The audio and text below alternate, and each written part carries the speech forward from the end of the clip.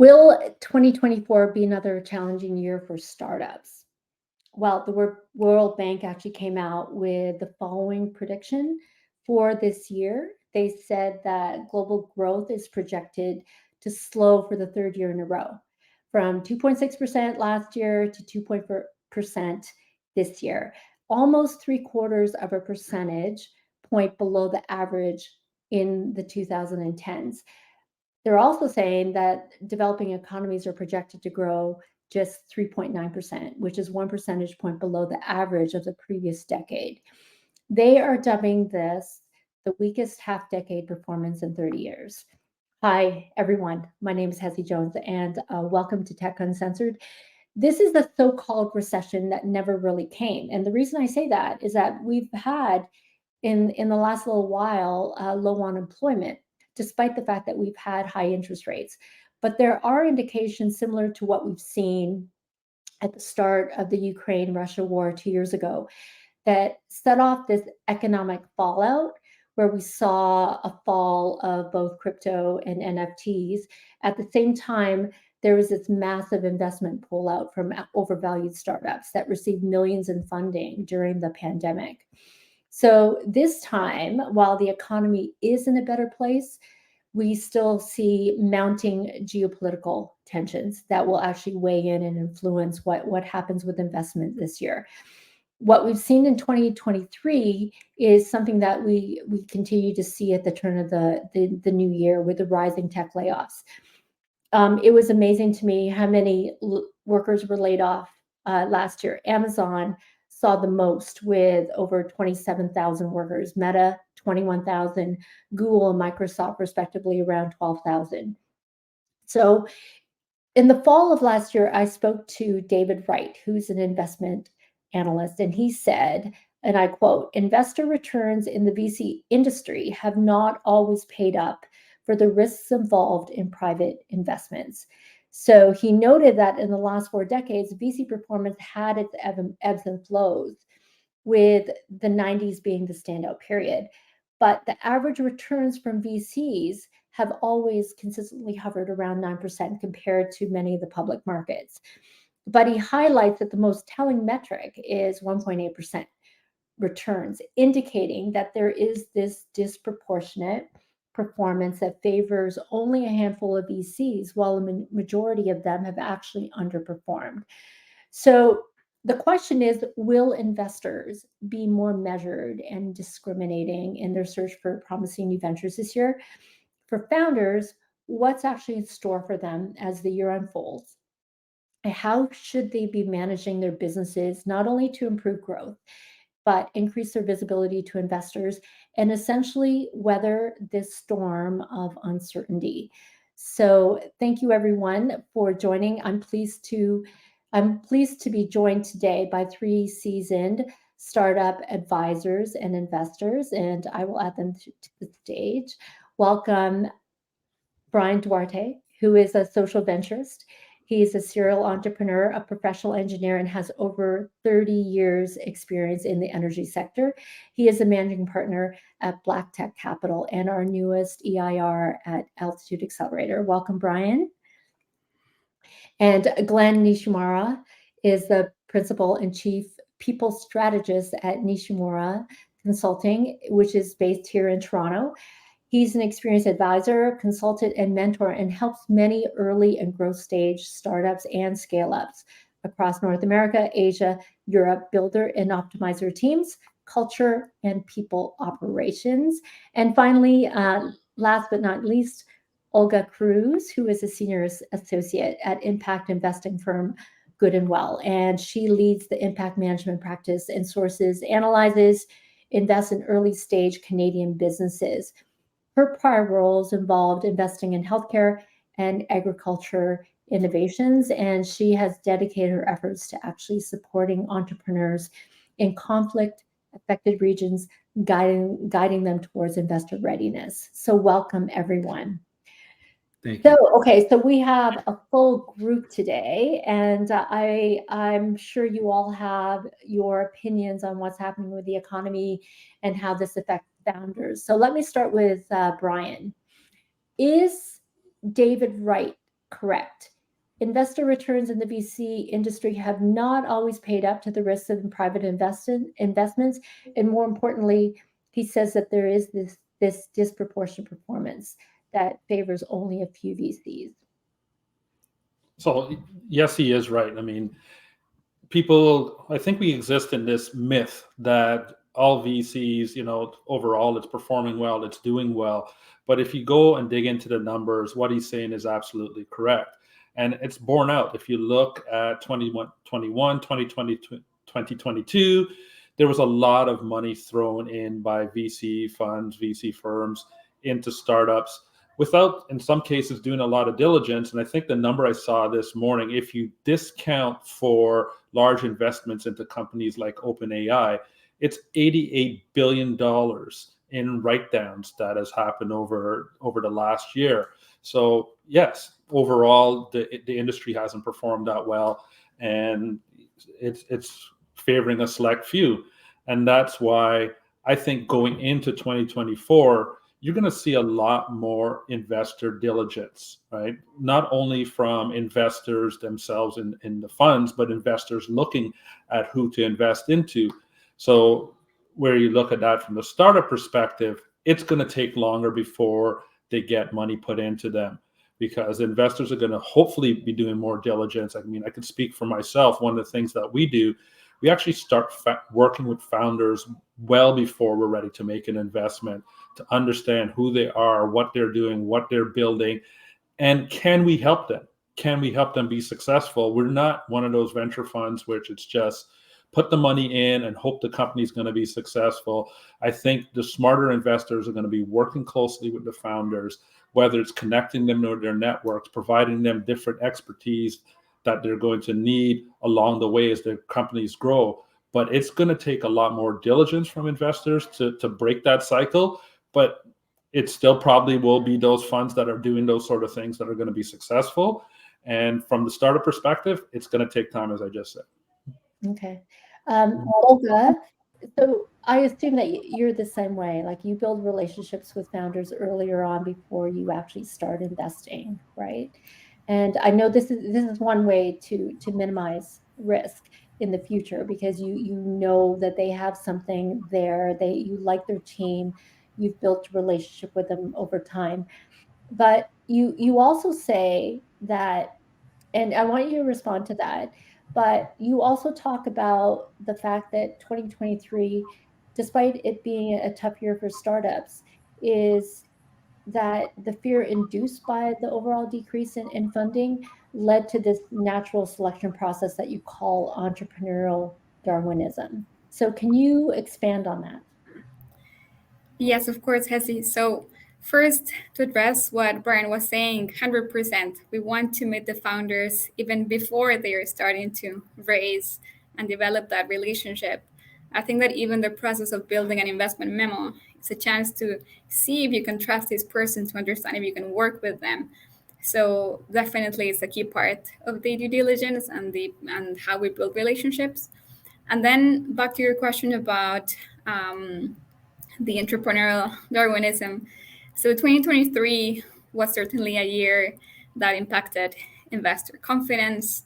And I mean, you've probably seen that overall global funding decreased by 30%, reaching a 6-year low. So definitely funders are being way more conservative and valuations have been recalibrated. And I think that here, what is really exciting now is that we get to see who are the founders that survived. So I don't mean that it's the law of the jungle and that everything can be justified, even going beyond business ethics. But what I'm trying to say is that it's really exciting to see now who are the founders that survived based on the creativity, the resilience, and these are usually qualities that we see blended in the for social entrepreneurs, because for them, usually it's about a mission. It's not just something that they're doing to get some money. For these founders, it's part of their DNA. So you see that resilience and you see how they're actually building long-term value and more sustainable business models. So I think that's part of what we will see a bit more in 2024. In fact, I would say that January has been a month in which the founders that we're meeting are actually not just providing the milestones and showing the traction, but also showing how they have been managing their cash flows, how they're going to reach break even. So those are some of the key differences that we're seeing right now. Okay, thank you. And so, Glenn, I brought Glenn on this panel because you look at things a little bit differently from the founder's perspective, and so you see how a lot of these outside forces are actually impacting companies internally within their teams and within the organization. So, what did 2023 look like for a lot of these founders? And you know, what do you see in terms of, how maybe some of them are fortunate than others, and did they behave differently in the last year or so? Yeah, what a year it was. I can definitely tell you from a people perspective, the general mood was similar to how most of us feel just before we go to the dentist, and that's to say fear and worry. I saw a lot of team anxiety last year. It was definitely higher than usual. Not surprising given the fact that we had, as you mentioned before, layoff news on an almost daily basis. Not just one or two key executives, but 50 people one day, 100 people the next day, 200 the day after that, entire companies folding. So it left a lot of people wondering, oh my God, am I next? When's the hammer going to fall? If I do stay, am I going to take on more work? I don't get paid enough. Maybe I should brush up my resume just in case. So that leads to a lot of sleepless nights for a lot of people. And I think culturally, it soured what was otherwise a fun and very enjoyable place to work. I think the only people who weren't worried at all were the senior engineers and working in AI. I know we've seen their salaries jump about 12% just in the last 3 months alone, so they're sitting pretty. But yes, founders definitely had it roughest, especially first-time founders who hadn't gone through this kind of thing before. One client of mine in Europe, he was contemplating with his co-founders a third round of layoffs last year.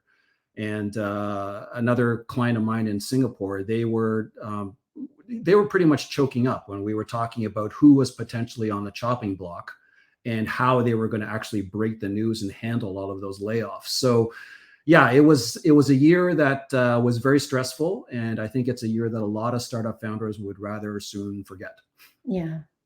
I don't know. It seems to be rolling over this year. Yeah, And I think the one thing that I want to point out, and I just listening to the news and I'm just watching the stuff that's happening on Wall Street, it seems like there's the layoffs happen, and then because of a bottom line thing, they did meet specific goals, and then what we end up seeing probably in the next few months is that there are going to be people that will be rehired. Yeah, and that's unfortunately the ebbs and flows of the way this industry works. So exactly.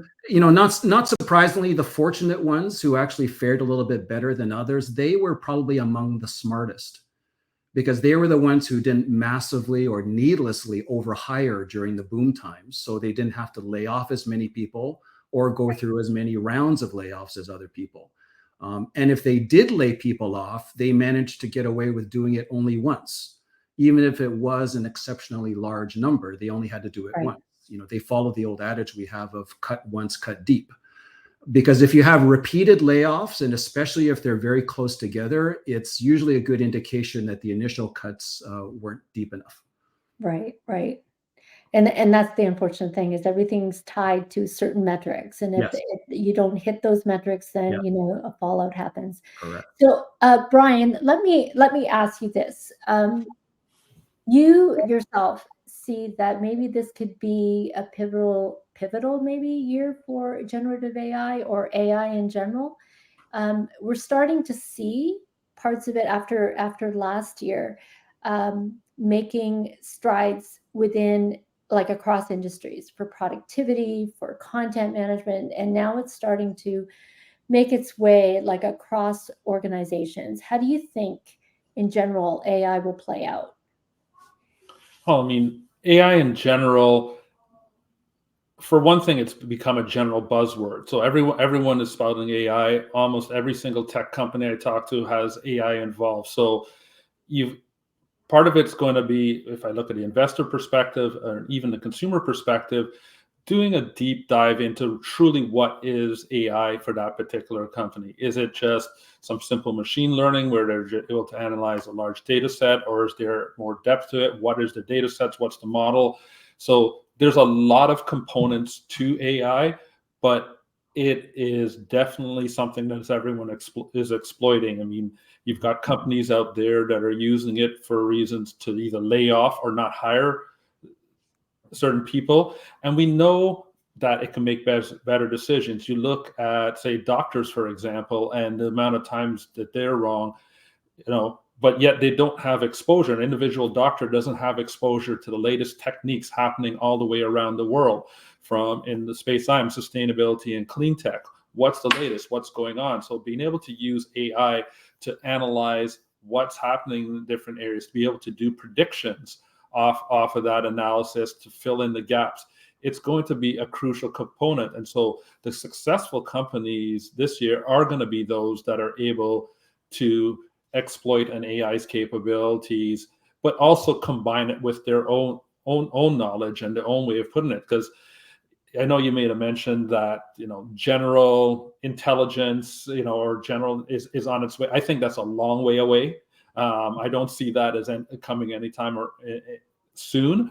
However, being able to be creative, and that's what we as human beings are good at. So being able to take that creativity and utilize the tools. AI to me is just another tool. It's no different than when the internet came to our capabilities.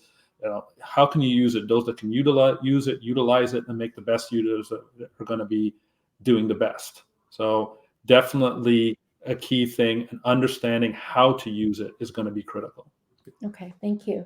So Olga, when we talk about how prospective ventures make themselves a little bit more visible to investors, you talk about the importance of alignment. So what does this mean to you? So, Hesse, when everything is going right, usually there is very little friction between the co-founders, the relationship between the founders and the investors, or the syndicate as a whole. But in the area of entrepreneurship, that's not always the case, and there are going to be ups and downs. And then when things start becoming a bit more challenging, that's when you realize the need of having people that are truly aligned with your goals, with your long-term vision. So at that point, you really want people by your side that agree with your values and that actually care about you. So, founders need to truly understand what's the strategy of their investors, what are their expectations.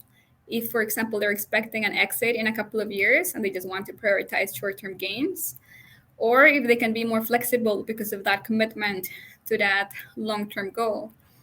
Also, I think that sometimes founders don't realize that they might get pushed in a certain direction, and they might have to compromise some things that truly matter to them. That's just because that's what investors want. So from the beginning, knowing how you're going to build that cap table and who you're going to bring in is definitely key for the success of any venture. And the same thing applies within the syndicate. So one of the things that I have certainly learned over my career has been that bringing other investors that are also aligned to participate in the early stages of the venture definitely de-risks the investment. And one way you're a little bit more, you know that you have other people that can contribute with follow-on investments, but at the same time, similar to what Brian was saying, if you know that they're going to support the founders in different ways, they're going to also introduce them to other people in their network, then you can definitely expect better returns, a better performance when you are bringing other people into the table that can contribute and that have that same vision. So that's one thing. And then you were asking how to make the founders a bit more visible. I think that's when accelerators such as Altitude play a key role. I actually participate in over the summer over several workshops and several cohorts that are supporting entrepreneurs. So that's a key way how we can get to learn a little bit more about them. Usually it's even better when you get to meet them through a process in which you are just like supporting them with their strategy, with their theory of change, for example, and you get to know and build that relationship, you get to know them better. And definitely later when they start racing, then you can even accelerate the process and you have already learned a lot about them. And that's one of the key things that I have learned.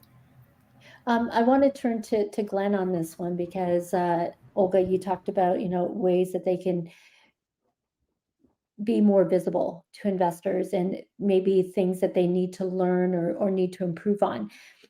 For programs, let's say for accelerators, there's so many of them out there. And we've actually noticed that even within the accelerator space, there is a softening in the market in terms of the number of companies that are actually applying. There are accelerators that are saying that we're not seeing the number of startups coming in for help like we used to. Mm-hmm. Do you see this as something of a risk this year? The number of, I'd say, startup founders that might become a little bit more insular in 2024? Glenn? I think that's likely to continue. Yes, I think this is going to be a year of conservatism still. Despite the fact that everyone is hoping for a better and brighter back half of this year, I think a lot of my startup founder clients, they're hunkering down. They're playing it safe right now. So I think this is still a good time to still get in touch with accelerators and have them help you. But I think a lot of them are still kind of taking a cautious optimism sort of perspective on this year. But I'm encouraging startup founders to just reach out and talk to people for this year, right, and see how they can maintain that momentum and still stay agile without necessarily going gangbusters and then finding themselves in trouble again. Okay, thank you. Brian, so clean tech is actually growing a lot. I think probably because we have so many problems we need to solve and we have to solve them pretty fast, right? Otherwise, Mother Nature is going to get us.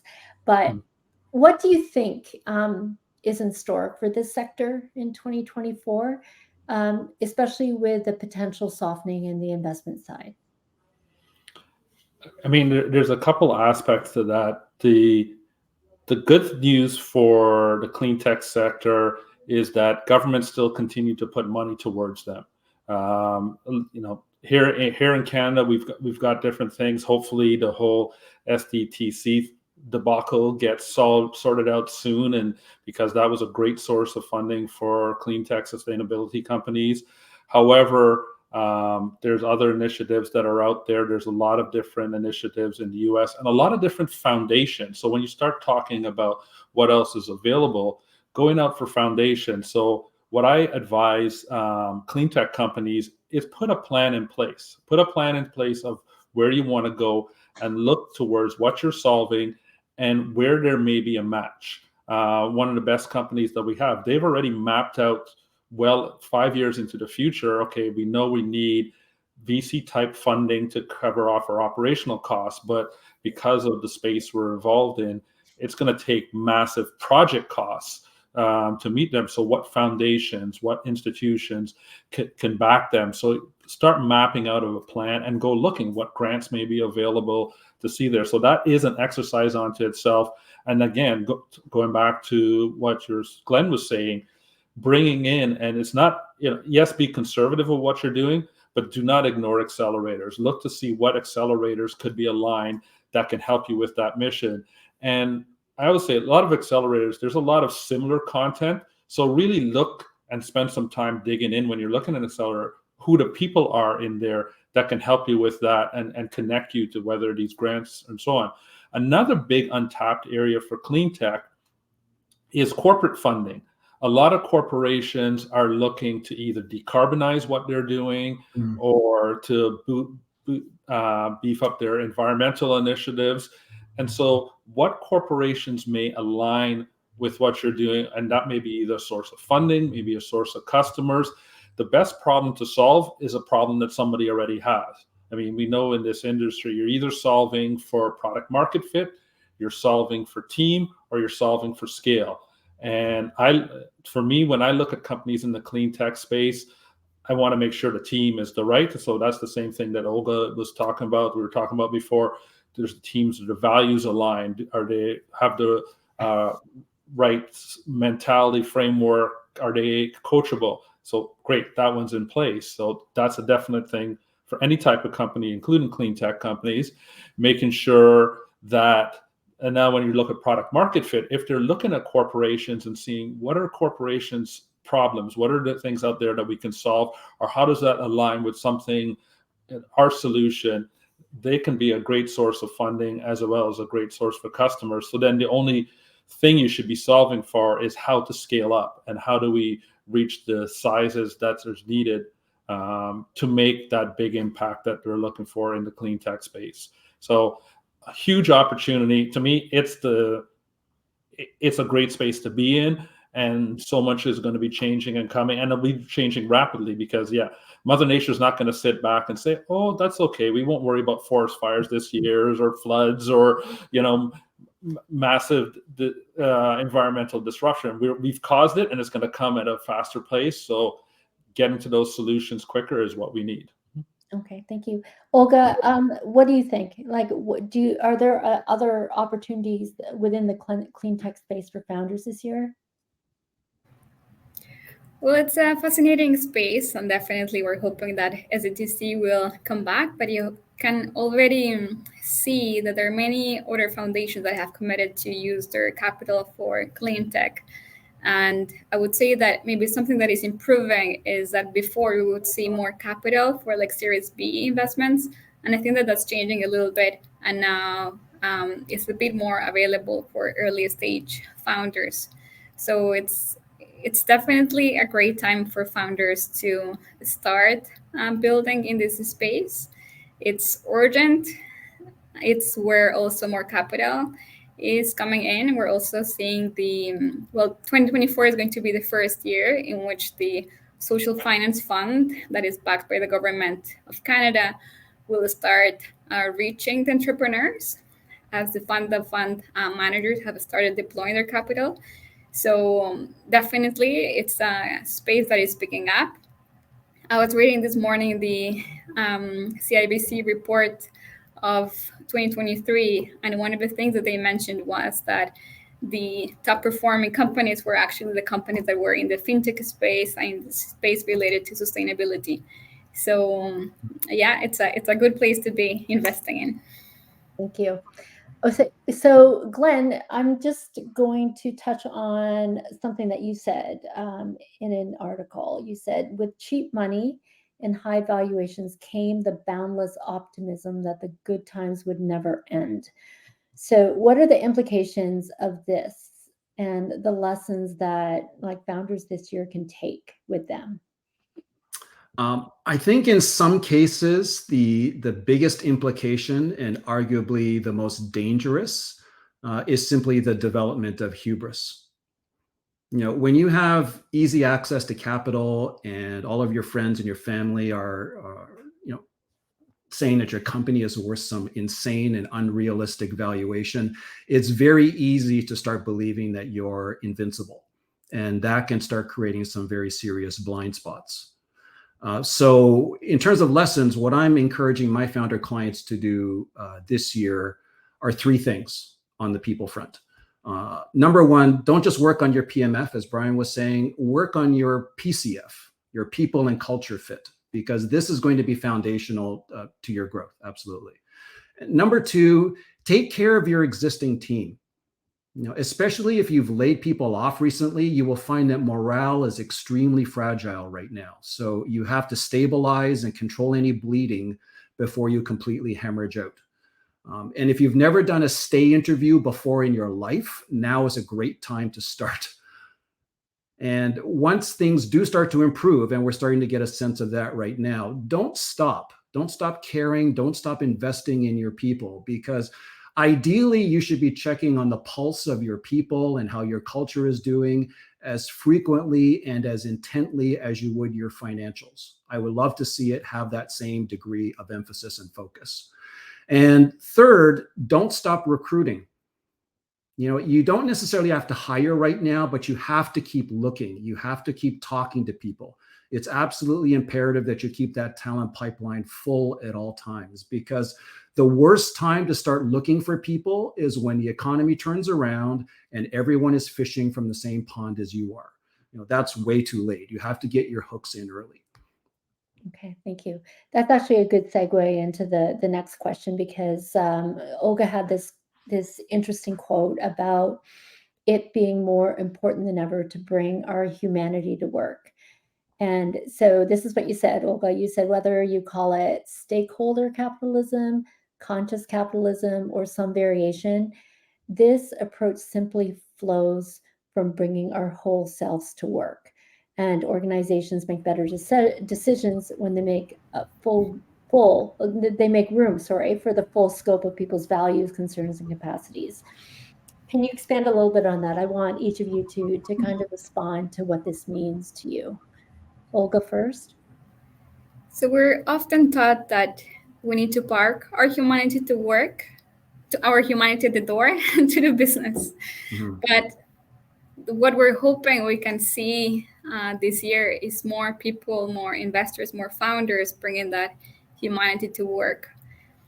We have seen that individuals, businesses, the society is way more resilient, that we thrive when we can operate from that place of just like being kind, thinking about the people that is around us, that is working with us, and expanding our sense of belongingness. When you do that, that's when you're actually empowered, when you're taking more responsibility. And on one hand, it brings a fulfilling sense to life.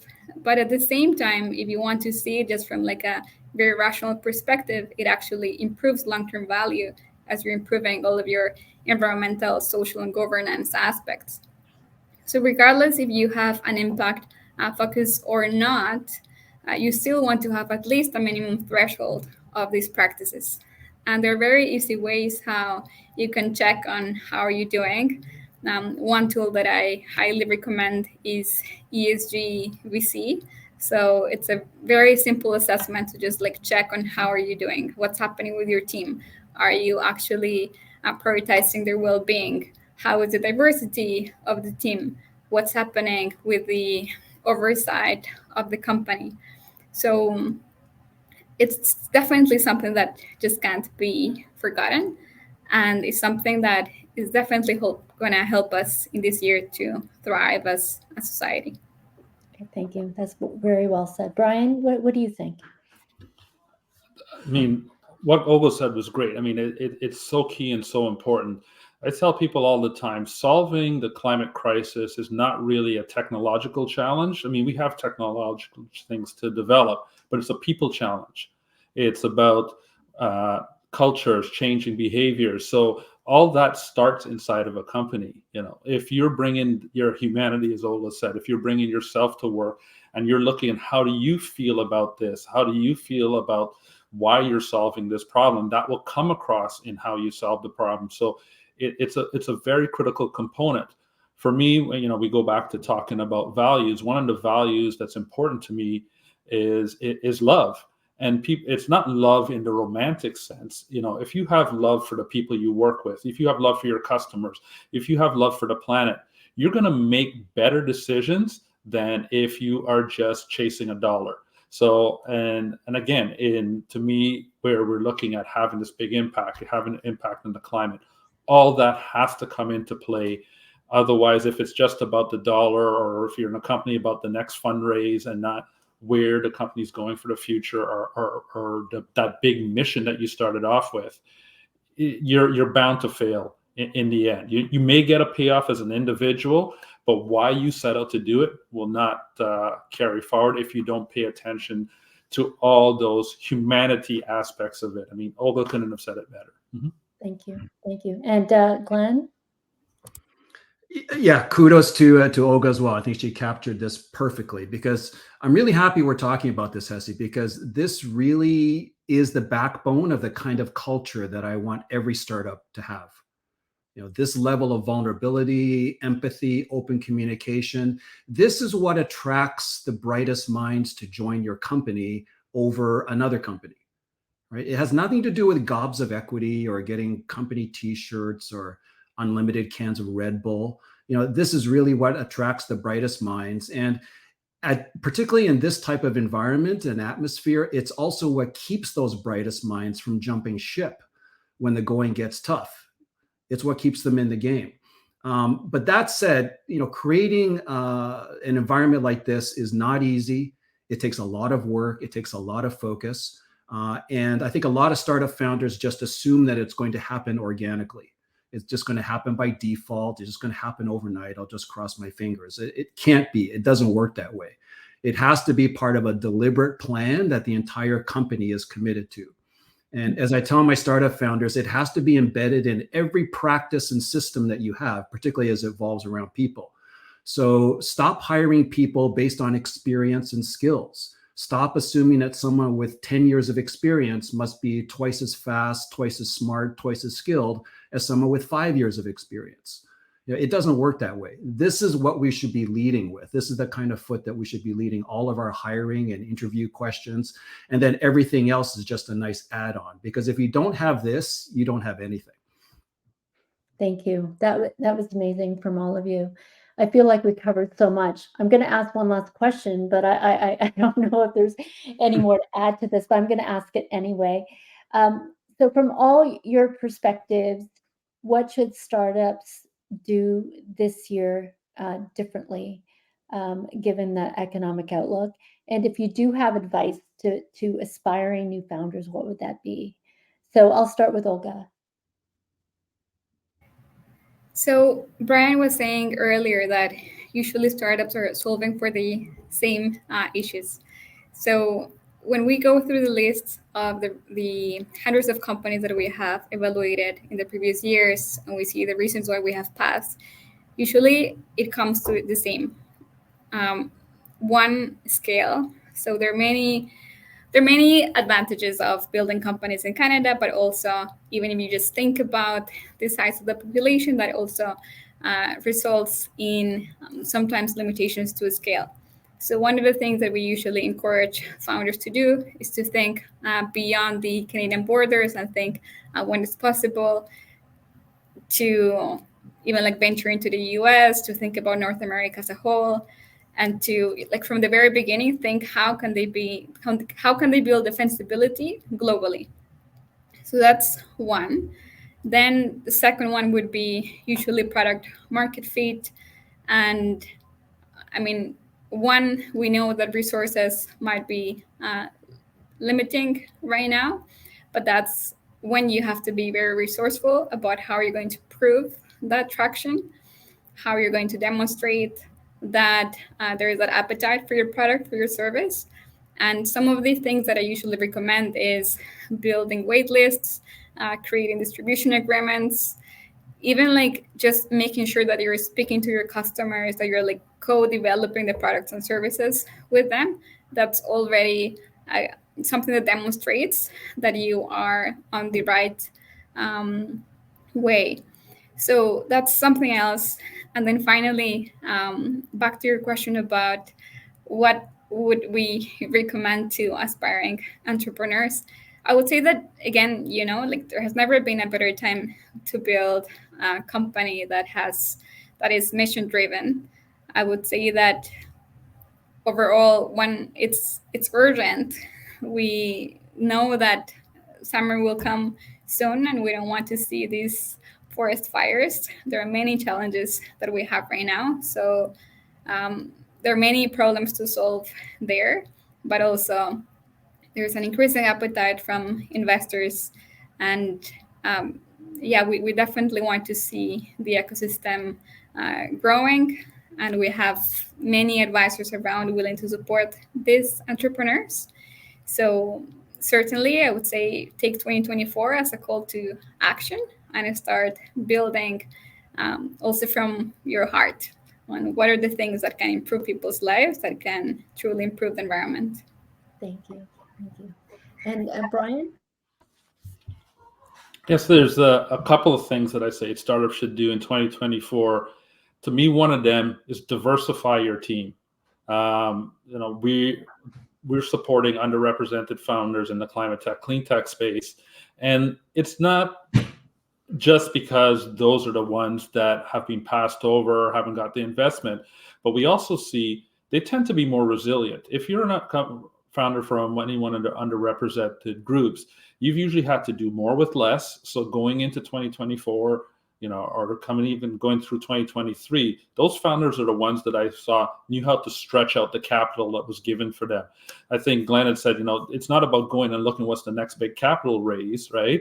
It's how can you work with what you've had, make that stretch longer. So if you're a small team, okay, maybe going and getting another team member is not necessarily the easiest, but you can diversify by looking at who do you reach out to as advisors, who do you bring in the team that way, because if they all either went to the same schools that you did or look like you did, they're going to have one sort of perspective. So the more you can diversify your perspective and diversify your thought, to me, that is one thing you should be looking at going into 2024.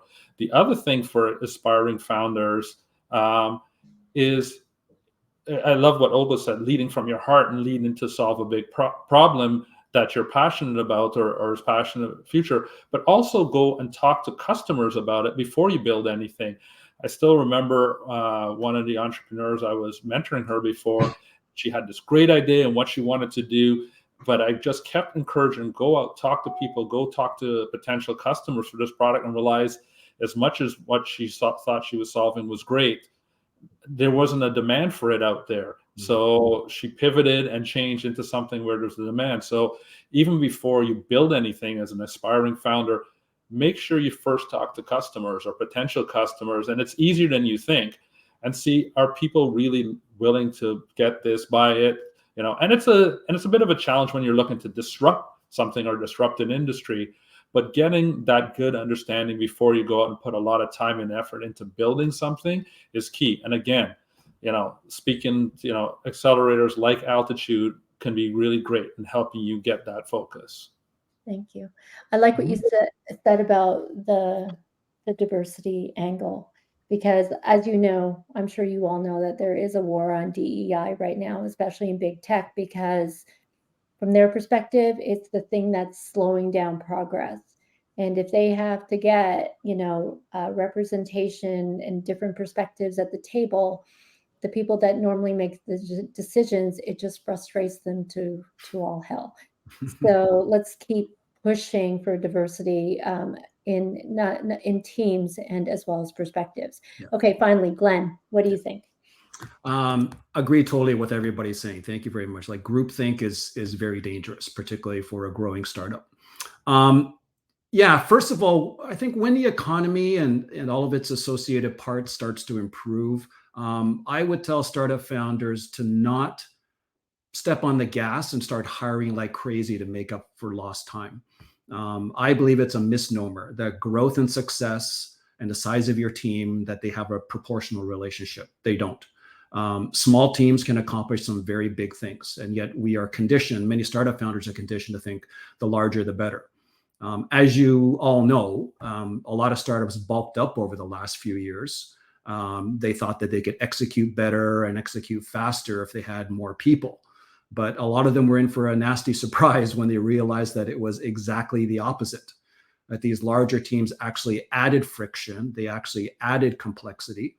And the founders realized that they didn't have the leadership skills or the structure or the systems or the people and communication strategies that are necessary to underpin all of that growth.